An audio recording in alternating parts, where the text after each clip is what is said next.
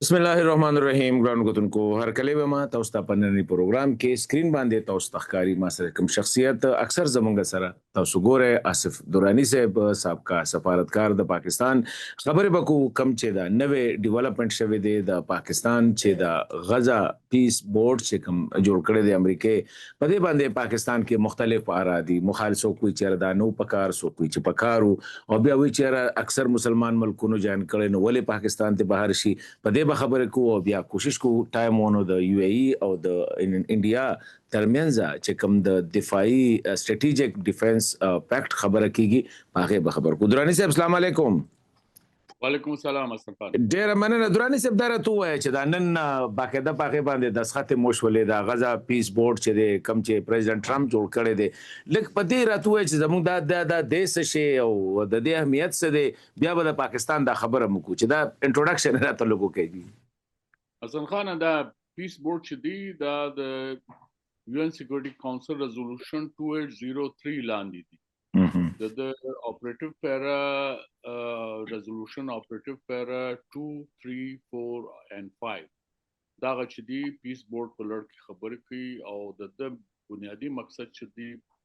په غزا کې امن راوستل علاوه دغه د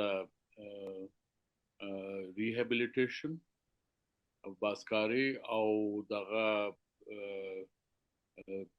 ریکنسټرکشن دا د اهم دغه دی یعنی ضرورت چې دي نو دغه مطابق خدا داسې نه دی چې خالی ټرمپ صاحب خالی خبر وکړل او پیس بورډ جوړ شو داسې نه ده د پروپوزل یقینا نو مګر سپریم کورټ سکیورټي کونسل چې دی هغه دا انډورس کړل دی ولې خخیم لکه دا د یو ان متبادل څه شی نه دی چې اکثر خلک وي دا د یو ان متبادل باډي جوړه ده دا یو ان انډورس کړي په داسې وای خو بیا مشکل په دې چې دا د فلسطین حق خود ارادیت مسله ده دغه د فلسطین د خلکو ژوند د خلکو پروګرس دغه مسله ده او دا چې دی یو بیل باډي نسی دغه کولې جوړولې هم نسی او چلولې هم نسی دا ته پاکستان د شمولیت ستاسو خپل از پروفیشنل ډیپلوماټس او انټرنیشنل ریلیشن په دې چې تاسو ګوره پاکستان شمولیت تاسو څنګه ګوره ځکه چې اکثر کسانه وی چیرې دا نو پکارو سوي چیرې پکارو ګوره دا اختلاف رائے کېدای شي مګر په ملټي لیټرل ډیپلوماسي یا په ډیپلوماسي کې د خلا نه پېژدې ځای نه پېژدې او شات او چې تاسو موقوي دغه ته ویل کوي یو خبره دویم خبره دا ده چې پاکستان یوازې نه ده چې یادي د سکیورټي کونسل ریزولوشن چې په نومبر میاشت کې اډاپټ شو دغه سمخ کې د اته ممبران د اسلامي ممالکو پکې پاکستان سعودي انډونیشیا یو ای قطر دا هم شامل وي نو هغه دا فیصله وکړل چې په غزا کې انټرنیشنل سټیبلایزیشن فورس کوم تجویز د پاک به دوی شامل شي دغه نظر چې په دا ریزولوشن 2803 کې د ذکر هم ست او دا کوم چې دی یو قانوني جواز ست دی یو خبره دویم خبره دا چې پاکستان کوم پوزیشن دی هغه خو پرون چې وزارت خارجه سټیټمنټ په هغه ډیر واضح و او وزارت دا غوا چې دا د یو ان چارټر پرنسپل مطابق چې پاکستان خپل رول بلوي او د دې بیا بالا خبرن کړي نو دا شی یعنی دا څنګه چې پاکستان خالی د چا پریشر لاندې چا دغه د پاره د کړه د چې د پاکستان فشار لاندې داسې خبره زما نظر کې خدا د چې ډیپلوماسي کې ځای نه پرېږدي ته دغه چې هایټ دغه وی چې مواقع په هغه کې ته به خامخزه دا کم دوراني صاحب دا کم خلک چې مخالفت کوي لکه تاسو به دغه د کم مليها لودي صاحب په خوانه سفارتکار مو یو دغه جرنالست هم پاتې شوی دا اغه د دې په دغه کې چې کم دی یو ډیټیل دغه لیکل دی چیرې لکه د پاکستان لنه دی پکار او دا د پاکستان پرنسپل پوزیشن نه دی دا پریشرډ پوزیشن دی به باندې تاسو دا خیال کېدای شي مګر په ملټي لیټرل کې ما هم څه وخت تیر کړی دا دغه کې یو ستا مخالف هم کې یو تجویز پیش کی نو ته اوټ رائټلی ریجیکټ نه کوي هغه کې امندمنت راولي او هغه خپل د کوم مفادات د انټرست مطابق هغه یو اګریمنت په جوړای خو دا هم دلته هم زما خیال دغه ډرافټ مخکې پېښو هغه کې ډېر ډسکشن شوی دی او لبعد بیا اوس کوم اګریمنت یا پاکستان شمولیت اختیار کړی ده نن شامل شوی دی په دغه باندې امضا کړی ده نو دا څنګه د شي یو چا امریکا ولکل او موږ په پټ سترګو باندې امضا کړل دا څنګه د دې باندې ډسکشن کیږي او دا مطلب نه دی چې دا د اسرائیل د تسلیمولو د لپاره یو سټپ ځکه دی وی چې په دغه بورډ کې به اسرائیل هم ناسي د دې مطلب دا دی چې پاکستان د اسرائیل وجود مني نه دا خبره خو په یو ان کې هم اسرائیل ناسي موږ هم تل ناسي نو د څه مطلب یو ان ته خو موږ اهمیت ورکو کنه ورکو خو اسرائیل خو هم د یو ان ممبر دی او بیا د وای سي وپنځوس ممبران دي درې درش دي هغه اسرائیل تسلیم کړی دی پاکستان خو نه دی تسلیم کړی نو مطلب دا بحث پکار دي چې موږ خپل سټاتستیک سره او د لاجیک سره وو دوراني صاحب دا یو خدا بورډ دی د دې د تاسو کوم فورس یاد کې انټرنیشنل سټیبلایزینګ فورس په غزا د پاره چې کوم دی د دې مطلب اوس دا دی چې پاکستان هغه تم کمټ کړل چې بورډ کې شامل شو نو د به فورس کې شاملېږي ور کمټمنټ چې خپل رضامندي اظهار کړ د داغه ISF هم د terms of reference لا نه دي کمپلیټ شوی تیار شوی نه دي دا غرنګ پیس بورډ شدي د هم terms of reference په جوړي دا مطابق چې تاسو کوم مفادات دي دا هغه تاسو دغه کوله یعنی سپورټ کوله خو ته به شامل سي نو خپل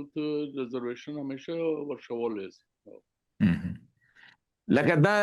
پاکستان دا نه ده چې اوس د بورډ کې شامل شو نو د دې مطلب دا دی چې سټیبلایزینګ فورس کې هم شاملېږي دا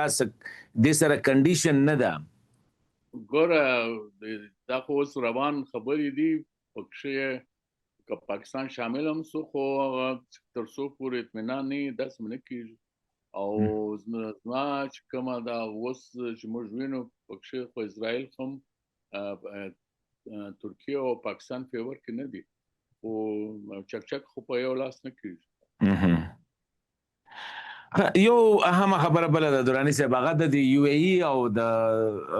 انډیا ترمنځ چې کوم د سټریټیجیک ډیفنس اکټ حواله سره لیټر اف انټنټ یا د چې کوم دغه کړی دی د تاسو غنئ چې د پاکستان او د سعودي عرب چې کوم ډیفنس میوچوال ډیفنس اګریمنت ته د هغه په دې کې سره رول شته دی چې یو ای ای دلته غوي پاکستان سره کو ندی لاله انډیا سره وکړل نازما خیال انډیا او یو ای ساورن مملکتونه دي هغه خپل فیصله کولای شي او چې بیا دغه د انډیا د یو ای لوی ټریډینګ پارټنر هم دي انډین ډیزات په یو ای کار کوي نو ممکنه ده او چې کوم سعودي پاکستان اګریمنت دي هغه اوس څنګه د پخوانه دي په سعودي کې زموږ اسکرام وي او اوس څه د پخوانه دي او یو ای سعودي عربیا تر پرونه پورې خو یو ځای دغه یمن ته لاړ اوس کا دوی منځ کې څه دغه خو موږ ته پکار دي چې د کې دومره ګوتو وهال ضرورت نشته دوی خپل په پوهیږي شپه پوهیږي او دوی ته معلومه ده چې خپل ستونزې څنګه حل کړي د تاسو څنګه دا د پاکستان د لپاره څه چیلنج دی دا اګریمنت چې کوم ځکه چې پدې کې به ویل کېږي چې انډیا ډیفنس سټریټیجیک مطلب دا دی چې ټریننګ ټیکنالوژي ریسورسز میټیریل دا هر څه به چې کوم دي یو بل سره شیر کوي نو کیدای شي دا پاکستان د پاره څه چیلنج نیر فیوچر کې زه خو نه ګڼم په دې چې د ټریننګ خو انډیا مخکې هم ورکوله او هغه سره تجارتي اړیکې هم شته دي بیا یو ای چې څونه هلته انویسټمنټ یې کړی د انډیا کې هغه هم ډېر زیات تقریبا $100 بلین څخه زیات د دوی کمیټمنټ دی هغه به کوي خو دا خو دوی اختیار دی د کولی شي او اړیکې خو دا چې لکه زموږ هم کوم اړیکې یو ای سره زموږ اړیکې هم ډېر ښه دي او شیخ محمد بن زاید د پاکستان ته هم راغلی انډیا څو څه مخکې پاکستان کې دا نه وینم په دې چې پاکستان قوم خپل ډېر ښه اهم خپل رول لوبولی د یو ای ترقۍ لپاره د هغوی پوځونه چې دي هغه هم پاکستان ډېر خپل یو کردار ادا کړی ده او اوس هم کوي اسه درانی صاحب تاسو ته داسې ښکاري چې د پاکستان او د یو ای چې کوم دي یو بل نه لږ لري کېږي او خبرې اترې کېږي خاص کر میډیا کې سوشل میډیا کې داسې خبرونه راځي چې یاره د تعلقاتو ډګر ټیک نه دی زه خو داسې نه وینم ممکنه ده اوس حال فلحال د پبلک ته خو نه دی راغلی چې سړی په تبصره وکړي تاسو ولیدل چې اوس د څو هفته دوه هفته مخکې شیخ محمد بن زاید د یو ای پریزیدنت پاکستان کې و او بیا بیا شکایت هم لاړ نو که داسې اړیکې خرابې وي خو د راتلل هم دغه نه و جواز نه جوړېدل رئیس بکرنه او پښتنه کو تاسو ټیم را سره احساس ته خدا ده چې تاسو بنن کتلی د تاجکستان صدر امام علي رحمانوف صاحب چې کوم دی دا غي یو سټیټمنټ دی او افغان طالبانو ته خاص کړدا یو ویلي چې دا خو دهشتګرد دي د یو ان دغه لاندې نو د تاسو څنګه ګوره از اټ ا بیک ډیولپمنٹ اور روټین شی دی ګوره تاجکستان سره خو د طالبان د اول ورځ اړیکې شنو او بیا تاسو دا هم خبرې چې هلته د نېشنل ریزسټنس فرنٹ چې دي هغوی خلک هم څه دي په تاجکستان کې خاص کر د